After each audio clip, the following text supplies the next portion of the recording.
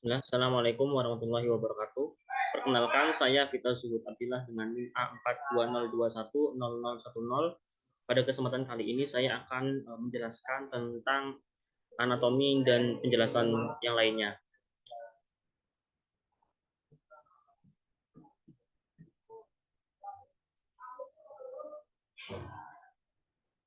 Yang pertama, eudemomi itu apa?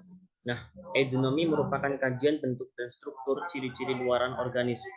Eudemomi merupakan anatomi khusus yang mempelajari alat-alat yang di sebelah luar pada tubuh hewan volans, misalnya kulit, sirip, daun telinga, dan alat-alat genital luar.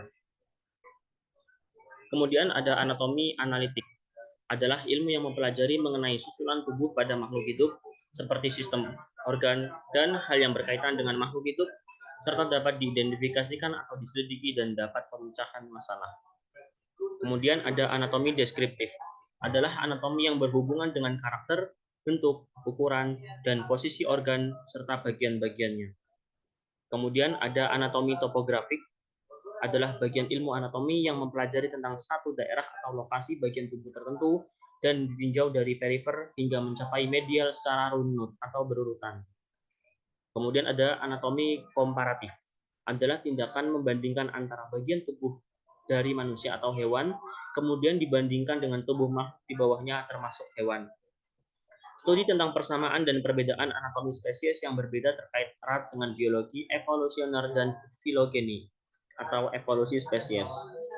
Kemudian ada anatomi fungsional, merupakan ilmu yang mempelajari letak dan hubungan yang tak terpisahkan antara satu bagian tubuh dan bagian lainnya dari pengamatan terhadap fungsi setiap struktur dan sistem jaringannya.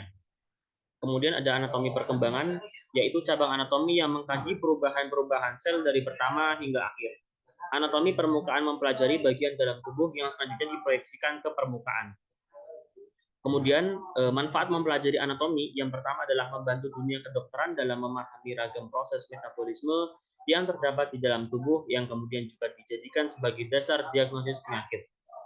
Pembelajaran keilmuan ini juga akan memberikan pengetahuan lebih atas ragam perkembangan struktur dari makhluk hidup secara mendalam. Yang ketiga adalah mengetahui secara detail terkait dengan adanya perbedaan letak serta struktur bagian tubuh manusia dengan perbandingan makhluk hidup lainnya.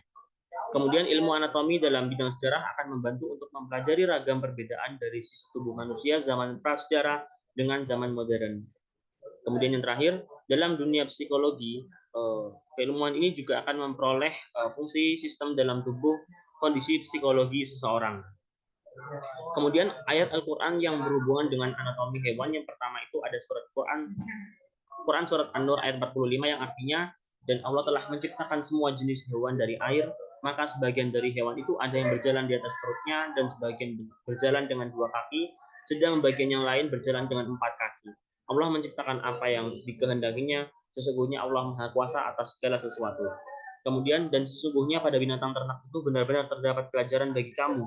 Kami memberimu minum daripada apa yang berada di dalam perutnya berupa susu yang bersih antara tahi dan darah yang kemudian ditelan bagi orang-orang yang meminumnya. Sekian dari saya. Apabila terdapat kekurangan, saya mohon maaf. Wassalamualaikum warahmatullahi wabarakatuh.